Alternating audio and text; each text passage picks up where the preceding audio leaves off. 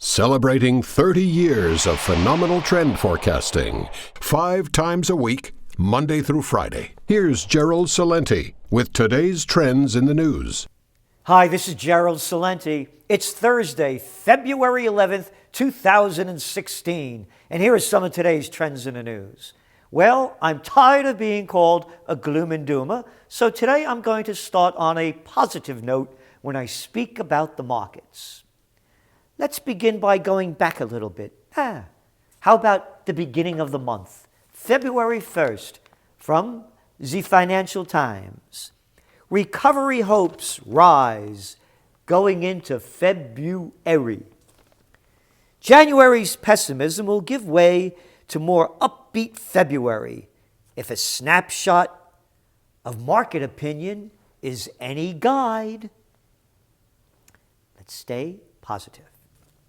Investors, asset managers, and strategists, asked by the Financial Times to give reasons to be cheerful, unearthed evidence of optimism. Let's be cheerful, let's be optimistic, little girls and boys.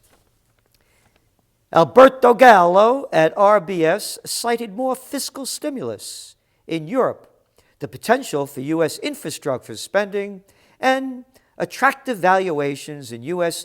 credit markets and European equities. Quote, other markets are priced for a strong recovery, like U.S. equities or emerging market corporate debt. He said, quote, the market seems to be pricing almost the sum of all these fears, said David Riley of Blue Ray, the asset manager. Said, quote, this is arguably overdone. Mike Riddle of Alliance said Chinese PMI data suggested, quote, no imminent collapse. Kevin Daly of Aberdeen Asset Management and Alan Wild of Baring Asset Management saw stability in renminbi movements. Quote, fears about falling oil prices have been exaggerated, Mr. Wiles said, and that oil prices would be consolidating and would improve sentiments toward risk assets. You know what that was. Bullshit detected. Take precautions. Yeah, those emerging markets. Everything's looking great. Oh, and that yuan selling it out nice, yeah. Oh, the new number's out? 110 billion at the low end. That's right. In outflows out of China as that yuan goes lower. Oh, and those oil prices stabilized. We're going to remain positive because recovery hopes rise going into February. And this is only February 11th. And let's pick up today's Financial Times. Europe bank shares stage rebound. Talk of Deutsche Bank debt buyback lifts mood.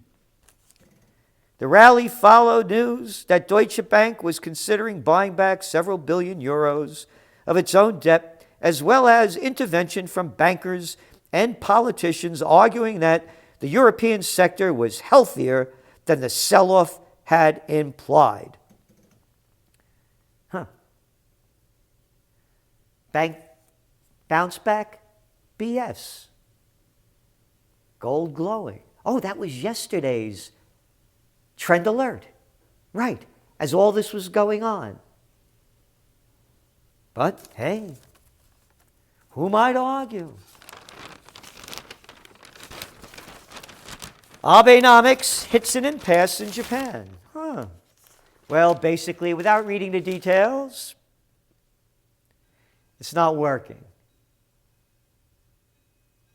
The failure of the bank to generate a sustained upswing, even after the most radical step yet in cutting interest rates into negative territory, suggests the Abenomics program has reached an impasse. It never passed anything, man, other than juicing up those markets. Like all of this Abenomics, Dragonomics, quantitative easing, China's central bank shoveling. But was the Nikkei down from its high? In bear territory, down over 20%. And you look at the bad news coming out and just brush it away. Because Yellen screamed, our Fed chair, economy warnings dim. Prospects of new term rate rise. Oh, they dim. Oh, dim prospects of a rate rise. Wonder why? Hey, maybe because the economies are going down. But don't ask her for an opinion, because here's what the Fed chair says. Pressed on the economic implications of the recent turmoil, Ms. Yellen said she did not want to jump to conclusions. No, don't jump to conclusions. You're only the Federal Reserve. Why should you jump to conclusions and analyze the facts? Hey, how dare you ask us to jump to conclusions? Well, jump to this one.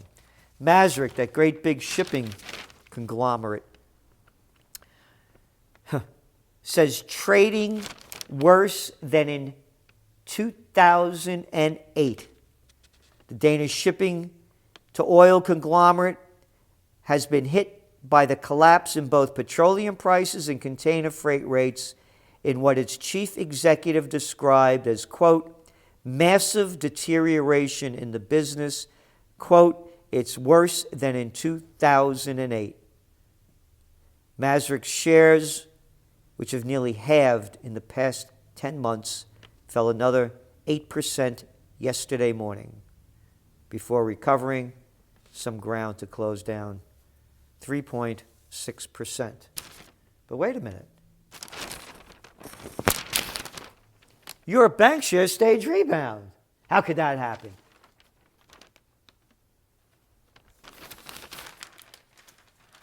You know why it happened? Because all this is bullshit level DEFCON 5. Okay, so let's begin with going over there to Asia. What happened last night? Woof! Shanghai, they're closed. Nikkei, on vacation. But Hang Seng, woof, hung down there real low. Closed down 3.8%. Then the markets in Europe, bam, down 2 to 4%.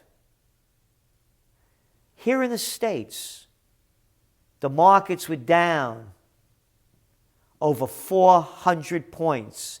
And once again, near the end of the day, whoop, jump back up. That's right. Closed down 254. NASDAQ was way down, closed down a little bit. You think that plunge protection team came in? Hey, but let's be optimistic. They said to be optimistic. Stocks cut losses on OPEC deal chatter. Look how they talk to you. They talk to you like they're little kids. Like Yellen talking like this headline. U.S. equities closed lower on Thursday, but well off their lows as investors digested a massive global sell-off, falling oil prices, and chatter about a possible OPEC production cut. I've written about a possible OPEC production cut and what it means. It's bigger than oil. It's bigger than copper. It's bigger than iron ore. It's called a global recession. The Dow Jones Industrial Average fell 411.73. There's a session lows, and then, of course, it moved back up. Check it out. MSCI's All-Country World Index also closed in bear market territory, down 20.18% from its 52-week high. Gold, whoa, boom, zap, up over $50. Investors go bananas for gold bars as global stock markets tumble. Bullion dealers report record sales as buyers queue around the block to purchase the precious metal. This is out of the UK, the Telegraph. Then that comes on the heels of this morning, the World Gold Council saying that precious metal demand grew 4% in the fourth quarter. You ready? As central banks bolstered their reserves to diversify away from the dollar. And Russian central bank stockpiled the most gold last quarter, adding an estimated 60 tons to its reserves. I said this, you've heard me say it how many times? When this thing happens, gold prices are going to spike. Could they go down? Of course, and they will. Nothing goes straight up. But you can see this is something different. And as I've kept saying, we'll repeat it and repeat it. I'll sound like Donald Trump. I'll repeat the same thing 6 times in one sentence. As I said,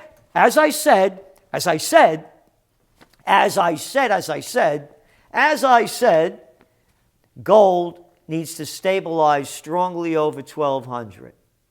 After that, it needs to hit 1,400.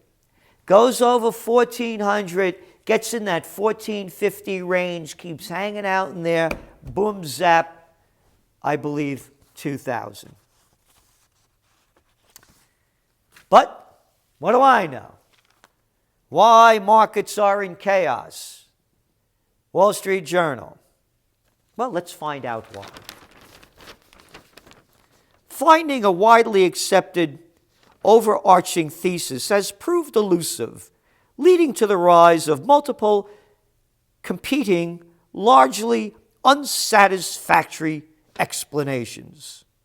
Well, how dare we give explanations with their unsatisfactory to this jerk that wrote this crap? We've detailed over and over in the Trends Journals, in Trends Alerts, in Trends Monthly, in Trends in the News, the very reasons why it's happening. But as I've been saying for how many weeks, people like this can't look past oil and China. Oh, no, China and oil. I will continue. Whole Foods sees drop in store sales. Yep. Second consecutive period of sales declines at Whole Foods. 2 reasons why. People have no money. They have less than they used to have. And you're overpriced. That's why. And moving on to some international news. Good news, U.S. will send troops to assist Afghan forces pressed by Taliban. Yep, it will be the largest deployment of American troops outside major bases in Afghanistan since the end of the NATO combat mission in 2014. Though the military insists that the soldiers will not take active combat role, American Special Operation forces have increasingly been drawn into the fighting. In Helmand, one important district after another has fallen or been threatened by Taliban insurgents. Our mission, Colonel Lawhorn said, remains the same: to train, advise, and assist our Afghan counterparts and not participate in combat operations. You know what that is. Oh, come on now. That ain't even bullshit. That's horse shit. Pentagon horse shit, propaganda, no boots on the ground, troops are in there, they're fighting, and it's real. And how bad dare the Taliban want their country back when America wants to give it to their puppet? We got other things to do, like NATO will expand its military presence in Europe. Yay! This will be multinational to make clear that an attack against one ally is an attack against all allies, and that the alliance as a whole will respond, said NATO's Secretary General Jens Stoltenberg. Hey, Jennies, you're going to lead the charge against the Russians? More militarization as the world economies collapse. You see what's going on? Hey, Ukraine going down the tubes real fast. Even Lagarde came out against the corruption. Yeah, her words. Hey, if there's so much corruption, now fighting's starting up. How about overthrowing the government? You did it to the other one. Why not this one? You're calling them corrupt. How about calling a spade a spade? No, no, no. You know what we're going to do over here? We're going to take you to war. That's what they're going to do. Because as I keep saying, when all else fails, they take you to war. And the economies are failing. Prepare, prevail, and prosper. This is Gerald Celente, and that's some of today's trends in the news.